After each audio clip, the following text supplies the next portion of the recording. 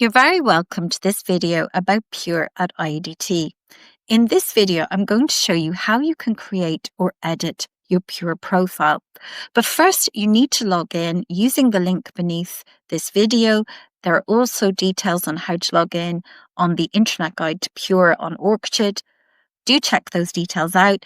There are also contact details for support. If you require support or you have any further questions, please don't hesitate to reach out. There's lots of one-to-one group support, etc.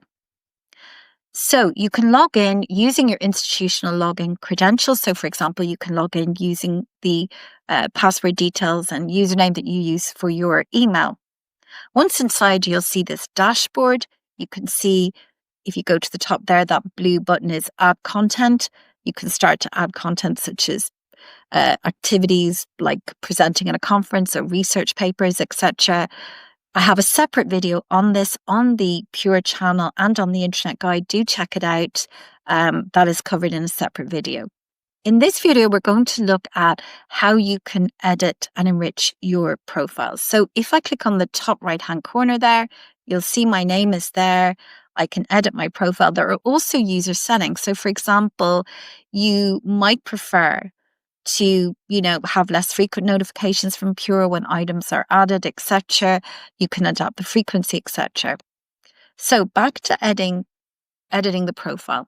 I go in and you'll see that my details are there already. Marie O'Neill, my nationality, etc. If I scroll down, I can see that the department I work in is already there.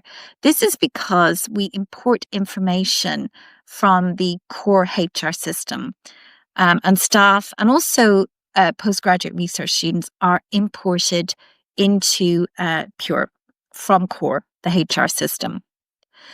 It's entirely optional being on Pure. It is consent-based, so you may be in the back end of Pure.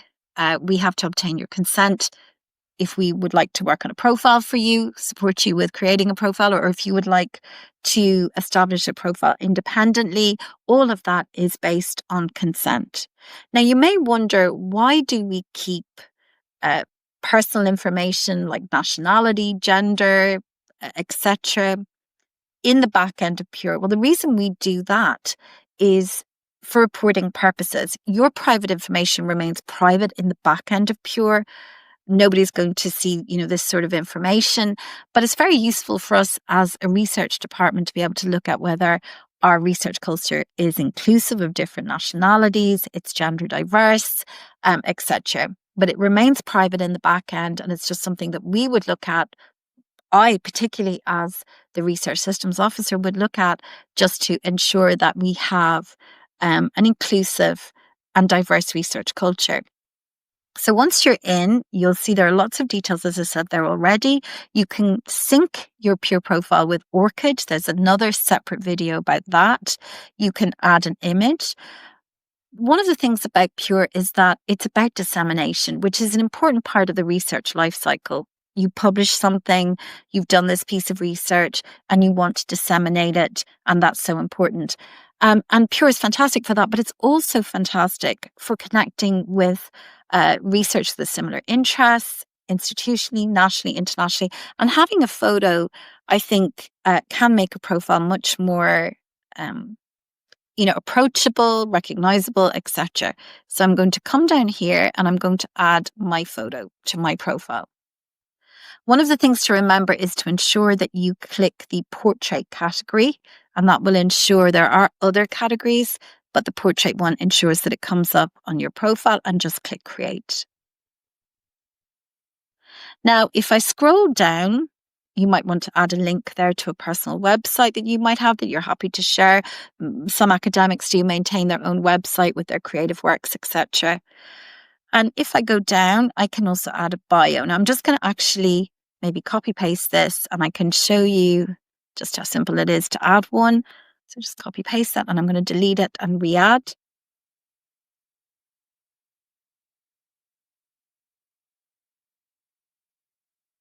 You can actually type it directly into the box. I've just copy pasted it there and click create. You can see it's under bio there. I'm happy to help anybody who finds it difficult to write a bio. Sometimes it's not so easy writing about ourselves, etc. I've written a lot of bios on Pure. Alternatively, if you prefer to do your own bio, that's absolutely no problem. But again, it provides some really valuable information for researchers that might wish to connect to you. So there's a department that I work in. You can also add external positions, previous positions that you would have worked in. So you can put in the appointment, the title of the job, the external organization, the dates. This is very useful because there is a CV function on Pure. You can create a CV, and this is really, really valuable. So if you have your previous positions there, it's particularly valuable for that. You can also add your qualifications. You can see I have mine up there already, but if I wanted to add another one, I just click Add Academic Qualifications. Make sure that you select the correct category. It's very, very helpful. So postgraduate masters or perhaps your BA, and feel free to add all of your qualifications in full, the title of the degree, the dates that you did it, the organization, etc. By the way, a lot of the organizations will already be there. If I click organization and I put in something like University College Dublin, you'll see it's already there. Just double click that, or you can create an organization. You just fill in a few fields, etc. What country it was in, it's an academic institution, and the name of that institution, and click create. So again, that's other information that you can add. It's very valuable again for showcasing the qualifications that our staff have. Staff invest a lot of time in further study, etc. And it's great to have that resource there.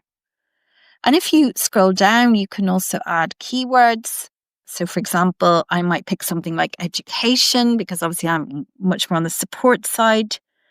You might want to pick a specific discipline such as music and another great feature is that you can actually add a sustainable development goal. And this shows that, what your area of interest is and how it is impacting society. Now, I picked quality education and I've picked reduced inequalities because I'm very interested in open access publishing, which disseminates information without barriers to society.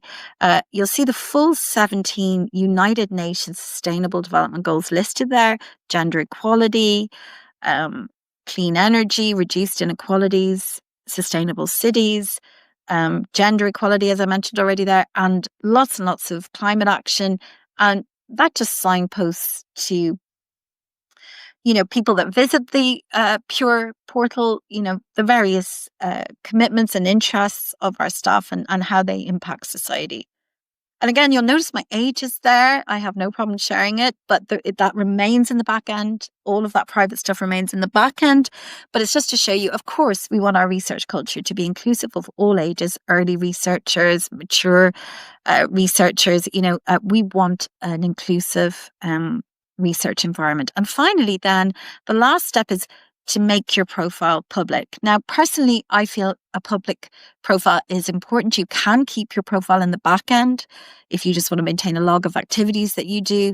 But obviously, it's so important to get research out there. If you've gone to the trouble of research, it's wonderful for people to be able to read that research and find out more about it. So public, so far everybody has selected that, but you can keep your data in the back end, but we would strongly urge you to share it. I mean, that is the whole beauty of Pure, is that it helps to disseminate your research. So you've got to make sure that you select public, no restriction. So then I press save.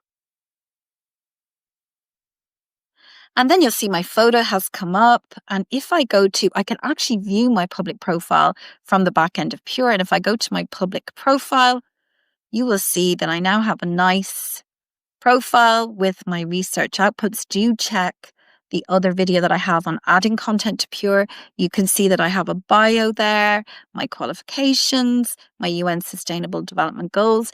Fingerprints are just generated by the Pure system, and it gives an idea of, different areas that I'm interested in. You can see libraries there and library publishing, and there's a map which shows overseas collaborations, etc. So this is, your profile, your URL is at the top of the screen. You could put that URL to your Pure profile in your LinkedIn profile, on CVs. You can put it in the signature of your email. So every time you email someone, there's a link to your research profile. You can use it in funding applications. It's a really valuable resource, and again, a wonderful way to connect and collaborate. Pure is used globally, and it's a really useful platform. So again, if you have any questions, please don't hesitate to reach out. Thank you for listening, and do check out the Internet Guide on to Pure on Orchid as well. There's more resources there, and the other videos on this Pure channel.